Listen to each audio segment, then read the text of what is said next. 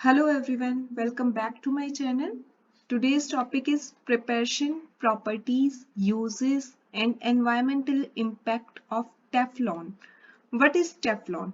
Teflon is beta polytetrafluoroethylene,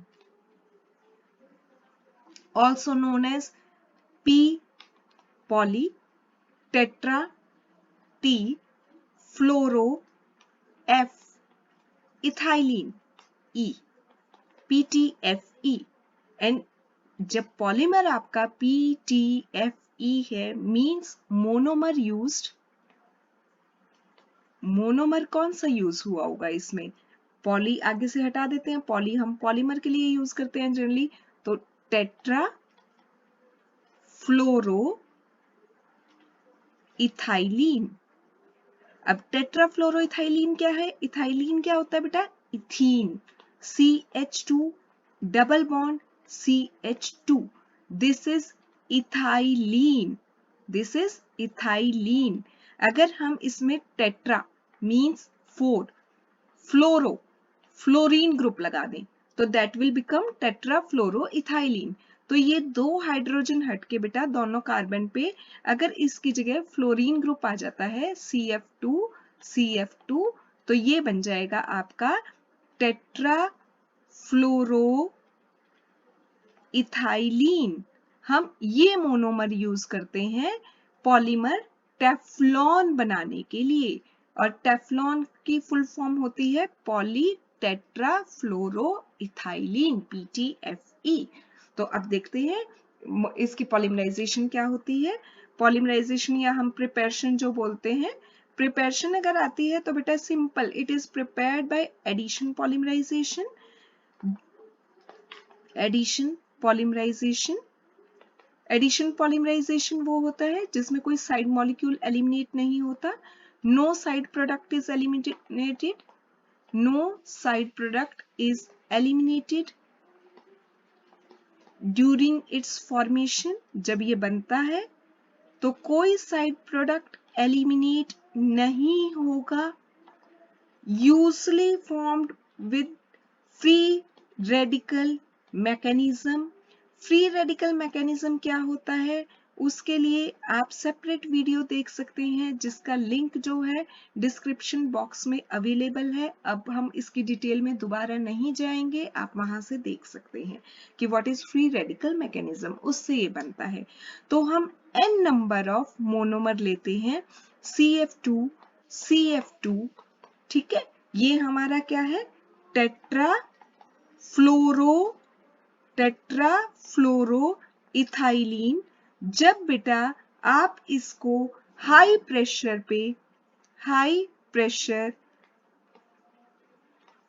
और catalyst लेंगे आप अमोनियम पर सल्फेट NH4 2S2O8 या बेंजोइल पेरोक्साइड भी ले सकते हो क्योंकि वो भी फ्री रेडिकल मैकेनिज्म में हेल्प करता है, कोई भी ले सकते हैं आप। तो यहाँ पे इस तरीके से बेटा सिंगल बॉन्ड हो जाता है बीच में CF2 के, और ये चेन चलनी शुरू हो जाती है। ये जो पॉलीमर बना इसको हम बोलते हैं PTFE, पॉली टेट्रा फ्लोरो इथाइलिन। देखिए ये याद रखिएगा आप, मोनोमर में जो होता है ना बेटा, यहाँ पे देखिए डबल बॉन्ड है, जब पॉलीमर बनता है वो सिंगल बॉन्ड हो जाता है, और ये इस साइड भी चेन चलनी स्टार्ट हो जाती है, तो 3 सिंगल बॉन्ड आ जाएंगे जब आप पॉलीमर फॉर्मेशन दिखाएंगे। बस इतना आपने करना है प्रिपरेशन में। अब इसके बाद हम आते हैं इसकी प्रॉपर्टीज पे। अब टेफ्लॉन आपने सुना है कहाँ यूज होता है? आपके घर पे जितने भी बर्तन होते हैं ना बेटा, नॉन स्टिक आजकल कहते हैं, काली कढ़ाई, काला कुकर, ये सब जो चीजें होती हैं उन पे वो जो ब्लैक कोटिंग होती है ना बेटा, वो टेफ्लॉन की होती है। तो it has non stick property. सबसे पहली प्रॉपर्टी तो यही है कि नॉन स्टिक प्रॉपर्टी है इसके पास, क्योंकि इसकी लो सरफेस एनर्जी जिसकी वजह से ये हाइड्रोफोबिक हो जाता है।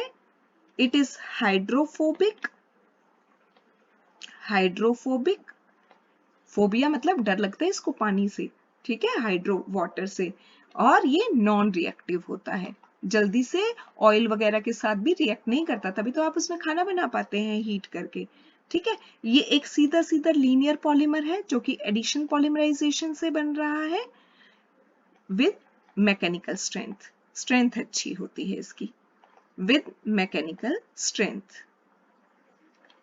ठीक है। केमिकली इनर्ट होता है, जल्दी से रिएक्ट नहीं करता किसी भी एसिड या बेस के साथ, तभी आप इसमें ऑयल, पानी, सब नमक, मिर्च, मसाले सब डाल के आप हीट करते हैं, कुछ खराब नहीं होता। क्यों केमिकली इनर्ट है? क्योंकि due to strong chlorine carbon fluorine bond present है इसमें, कार्बन और फ्लोरीन के बीच का जो बॉन्ड होता है वो बहुत स्ट्रॉन्ग होता है, जिसकी वजह से केमिकली इनर्ट हो जाता है, ठीक है। कोरोड नहीं होता, रेजिस्टेंट टू कोरोजन, ऐसा तो नहीं है आपने खाना बनाया और उसको रस्ट लग गया, ऐसा नहीं हुआ ना, तो रेजिस्टेंट टू कोरोजन, ठीक है। फिर उसके बाद आप इसको हीट करते हो, खाना बना लेते हो पूरा, तो ये विथस्टैंड कर जाता है बेटा high temperature, can withstand high temperature,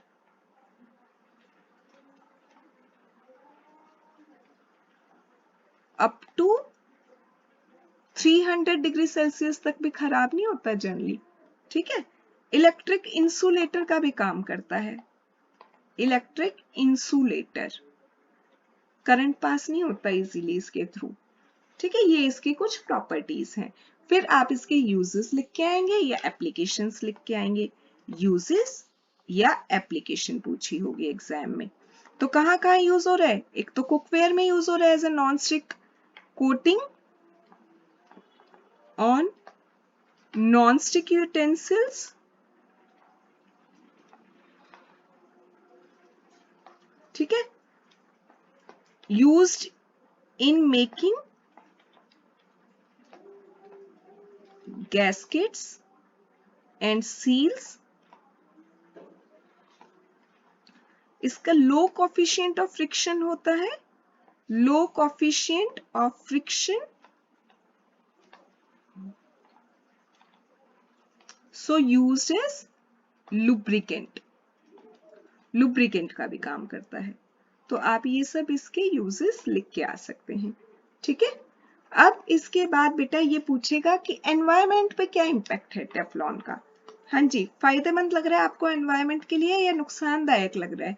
आपने देख तो लिया कि घर में जो आप बर्तन यूज कर रहे हो उस पे टेफ्लॉन की कोटिंग होती है, तो क्या लगता है देख के, फायदेमंद है?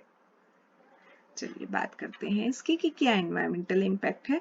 बेटा जितने भी पॉलीमर है ना, ज्यादातर जो ये हैं ये नॉन बायोडिग्रेडेबल होते हैं, इजीली डिग्रेड नहीं होते एनवायरमेंट में, take too long to degrade और डिकम्पोज, इनको ना 200-300 साल लग जाते हैं डिकम्पोज होने में, तो इतने सालों तक जब ये डिकम्पोज नहीं हो रहे तो क्या कर रहे हैं बेटा, ये पॉल्यूट ही कर रहे हैं सॉइल को, pollute soil and water bodies, ठीक है, ये सब हो रहा है, इसका नुकसान हो रहा है। तो फिर उसके बाद ये कहता है कि जब आप कई बार टेफ्लॉन में कुछ बनाने की कोशिश करते हो या आप उसको हीट कर देते हो फ्रॉम 250 डिग्री सेल्सियस से अबोव और अबोव, 250 डिग्री सेल्सियस और अबोव, जब आप उसे हीट करेंगे तो फ्यूम्स निकलेंगे उसमें से, फ्यूम्स आर लिबरेटेड, और वो जो फ्यूम्स है ना बेटा वो कई बार फीवर कॉज करते हैं, जिसको हम बोलते हैं पॉलीमरिक फ्लू। वो जो फीवर होता है ना वो पॉलीमर की वजह से हुआ है, टेफ्लॉन की वजह से हुआ है, इसलिए उस फीवर का नाम पॉलीमरिक फ्लू है, जो कि यूजुअली बर्ड्स और ह्यूमंस दोनों में होता है, में अक्कर इन बर्ड्स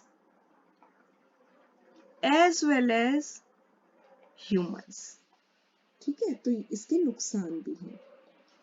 हर चीज के सिर्फ फायदे नहीं होते, और पॉलीमर्स तो हैं जो ज्यादातर वो नॉन बायोडिग्रेडेबल हैं, कुछ एक ही हैं जो आपके बायोकम्पैटिबल होते हैं, तो इनके नुकसान भी हैं, एनवायरनमेंट पे इम्पैक्ट भी है। तो this is all about Teflon. बाकी कुछ और इम्पोर्टेंट टॉपिक्स जो हैं हमारे, उनकी हम प्रिपरेशन प्रॉपर्टी यूजेस करेंगे। For that, stay connected to my channel and don't forget to like, subscribe and share. Have a good day.